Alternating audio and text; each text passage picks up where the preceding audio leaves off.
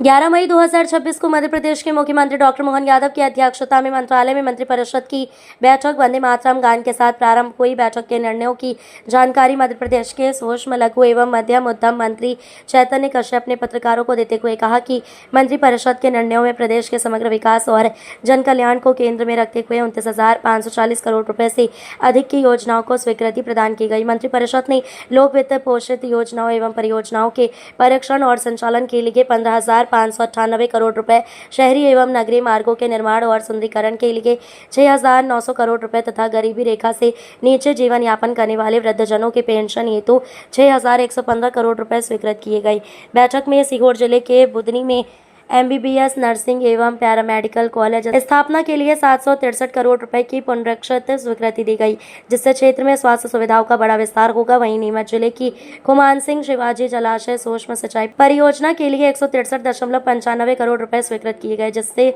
22 गाँव की 5,200 हेक्टेयर भूमि सिंचित होगी। मंत्रिपरिषद ने सड़क निर्माण कार्यों को गति देने हेतु डामर की बढ़ती कीमतों को देखते हुए मूल्य समायोजन लागू करने तथा EPC एवं HAM परियोजनाओं में मासिक दर समायोजन को मंजूरी दी। साथ ही राज्य मंत्रियों के स्वेच्छानुदान की सीमा 16,000 से बढ़ाकर 25,000 रुपए कर दी गई है। मंदिर का पुनर्निर्माण हुए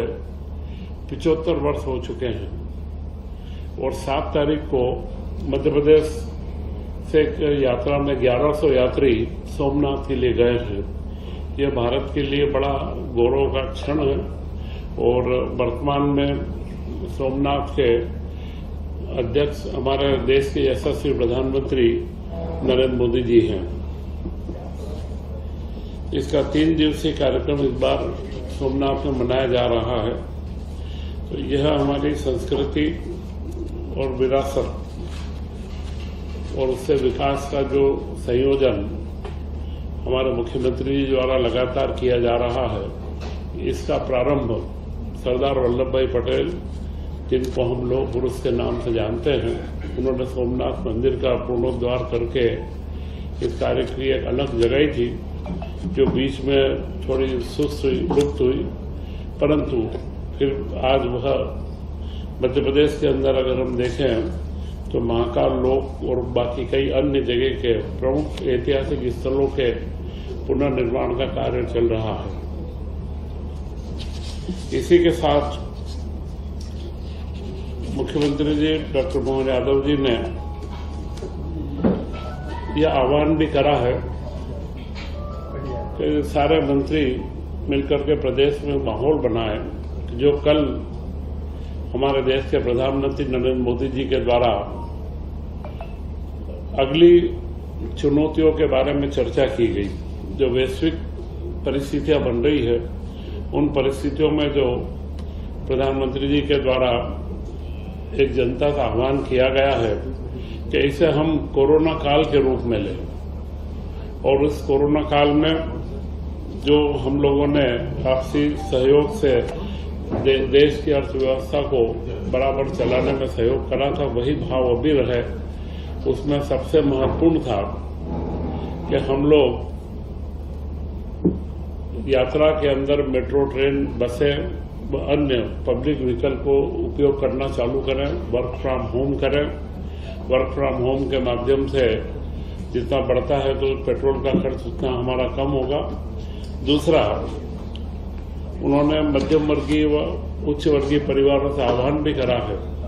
कि वे कई विवाह के कार्यक्रम विदेशों में जाकर के करते हैं, उन्हें अपने देश में ही करें। उसी के साथ में विदेश यात्राएं इस बार थोड़ा सा अपने आप को रोकें और भारत के ही, क्योंकि भारत में भी कई दर्शनीय स्थल हैं जिससे हमारे देश का रोजगार भी बढ़ता है, GDP भी बढ़ता है। तो अपने साल भर के जो भ्रमण के कार्यक्रम हैं उनमें देश के पर्यटन स्थलों को प्राथमिकता दें तथा इसी के साथ सोने का, गोल्ड की खरीदी, क्योंकि भारत का गोल्ड का आयात करीब 6 लाख करोड़ का है। 6 लाख करोड़ से ऊपर का हम लोग सोने का आयात करते हैं और जो गहनों में वह निवेश के अंदर सुरक्षित निवेश मान करके घर में रखा जाता है, तो उस पर प्रधानमंत्री जी का कहना था कि अगर 1 साल के लिए हम बहुत आवश्यक हो। शादी ब्याह में अपनी बेटियों के लिए तो जितना आवश्यक है, उसके अलावा इस सोने की खरीदी को हम रोकें तो इससे डॉलर का हमारे सामने एक बहुत बड़ा, तो यह जो आह्वान है प्रधानमंत्री जी का, यह आह्वान उन्होंने कोरोना काल में भी करा था और देश की जनता ने उसे स्वीकार करके और उस आह्वान के साथ में चले थे। यह जन नेता की पहचान है कि जब भी कोई चुनौतियां होती है तो जनता को जागृत करना, और उसी आह्वान को आज मुख्यमंत्री जी ने भी सभी मंत्रियों से कहा है कि इस आह्वान को नीचे तक उतारें और इसको व्यवहारिकता के अंदर, रोजमर्रा के हमारे जीवन के अंदर ला करके वो देश की चुनौती, यह एक वैश्विक चुनौती है, उसका हम लोग अच्छे से सामना कर सकें। तो यह ऊर्जा संरक्षण से लेकर के कई चीजें हैं, इसके अंदर हम लोग आगे बढ़ेंगे। और एक महत्वपूर्ण उन्होंने कहा था खाने की तेल में 10% की कटौती करें, क्योंकि खाने का तेल भी हम लोग बड़ी संख्या में आयात करते हैं और खाने के तेल का फिटनेस में भी लाभ है। अगर हम उसकी कटौती करते हैं तो फिटनेस के लिए भी इसका उपयोग है और देश के डॉलर में बचत होती है। तो यह जो बिंदु उन्होंने चिन्हित करे हैं, ये मैं समझता हूं कि आप लोगों के माध्यम से भी अगले समय में समाज के अंदर एक जन जागरूकता का विषय बने। इसी के साथ प्रधानमंत्री ग्राम सड़क योजना फोर्थ, क्योंकि जो प्रधानमंत्री सड़क योजना, ग्रामीण सड़क योजना का शुभारंभ हुए 25 वर्ष हो चुके हैं। अब इसका चौथा वर्जन कल उसका मुख्यमंत्री जी के द्वारा शुभारंभ किया गया और इसमें प्रदेश को 1763 करोड़ रुपए से 2117 किलोमीटर की सड़कें, जिसमें 973 सड़कों का निर्माण होगा और 987 बसाहटों का लाभ मिलेगा। और इसमें पीएम जनमन योजना जो आदिवासी क्षेत्रों के अंचलों के लिए है, जिसमें छोटे छोटे टोले मजरों को भी 12मासी सड़कों से जोड़ा जाएगा, इसका भी कल प्रारंभ कर दिया गया है। यह एक आदिवासी अंचल के साथ में छोटे छोटे गांव को जोड़ने के लिए महत्वपूर्ण योजना है। आज कूनो के अंदर खुद मुख्यमंत्री मोहन यादव जी ने 2 चीतों को खुले जंगल से भेजा है। तो चीतों की संख्या अभी हमारी 57 हो चुकी है, 54 उसमें से कूनो नेशनल पार्क में है और 3 चीतों को गांधी सागर के अंदर रखा गया है। यह एक नई शुरुआत है गांधी सागर क्षेत्र में पर्यटन को बढ़ाने के लिए। इसी के साथ में समर्थन मूल्य गेहूं का उपार्जन, यह एक बहुत बड़ा बिंदु है और इस बार गेहूं के उपार्जन में मध्य प्रदेश ने 10 लाख किसानों का आंकड़ा पार करा है, जो देश के अंदर आज हमको प्रथम बनाता है। पूरे देश के अंदर मध्य प्रदेश ने प्रथम बार 10 लाख किसानों से गेहूं का उपार्जन किया है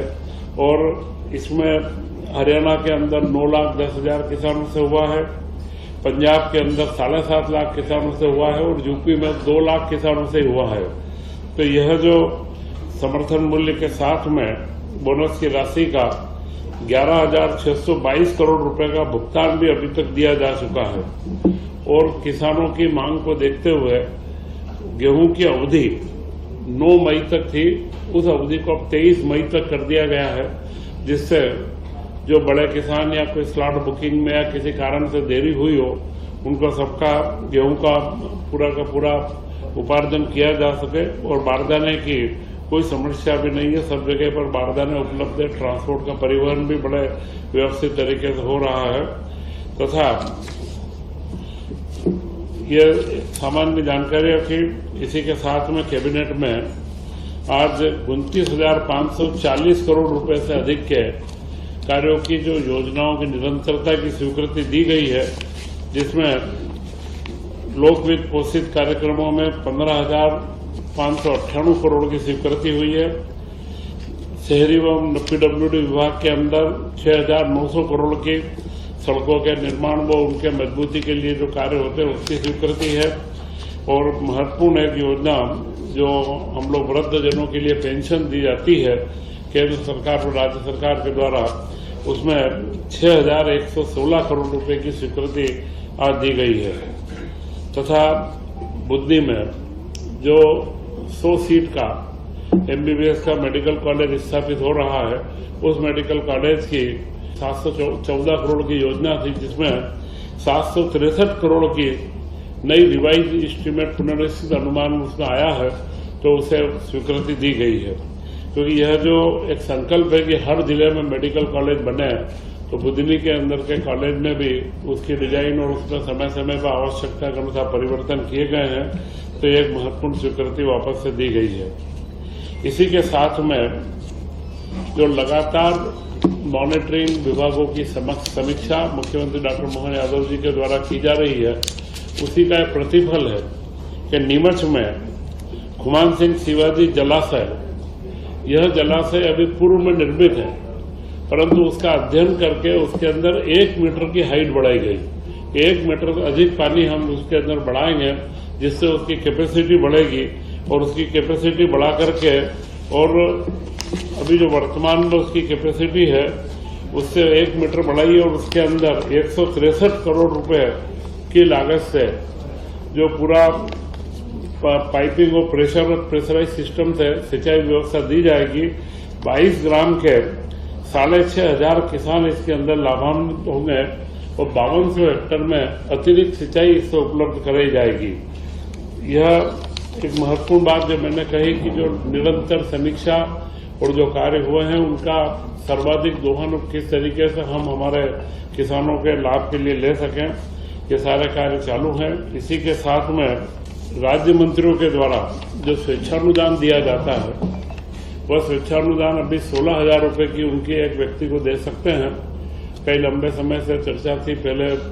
मंत्रियों के द्वारा स्वेच्छानुदान 25,000 था, उसे 40,000 किया गया था। तो राज्य मंत्रियों का स्वेच्छानुदान अब 16,000 से बढ़ा करके वे 25,000 रुपये तक की राशि अपने स्वेच्छानुदान में किसी एक व्यक्ति को 1 वर्ष में दे सकेंगे, इसका निर्णय किया गया है। और एक समस्या लगातार आ रही थी पीडब्ल्यूडी विभाग की, लोक निर्माण विभाग में, जो वैश्विक परिदृश्य में डामर के भाव प्रतिदिन बढ़ रहे थे और एक गर्मी का ही समय काल रहता है कि जिसमें बिटुमन के डामर की सड़कों के कार्य को हम पूर्ण करें बरसात के पहले।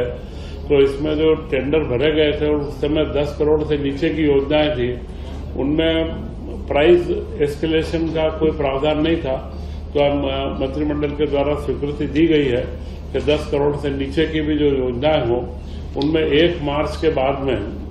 बिटुमन का जो प्राइस IOCL का रिफाइनरी का रहे और उस समय का जो 1 मार्च का जो कीमत थी और उसे 30 जून तक उसका आगे बढ़ाया गया कि उनका भाव का परिवर्तन एडजस्टमेंट करके और डामर के कामों को गति दी जाए, जिससे हमारे निर्माण के कार्य, सड़कों के संधारण के कार्य और सारे कार्य तेज गति से संपन्न हो सके। तो इन सारे कामों के अंदर नियमित रूप से कार्य को गति देना और उन सारे कामों को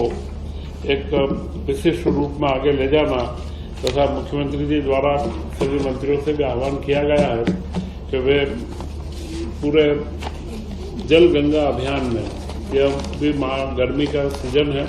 जिसमें जल गंगा अभियान में सब लोग रुचि लें और जल गंगा अभियान एक पुण्य कार्य का अभियान है और इस कार्य को सफलता की ओर ऊपर ले जाए, जिससे पूरे देश के अंदर मध्य प्रदेश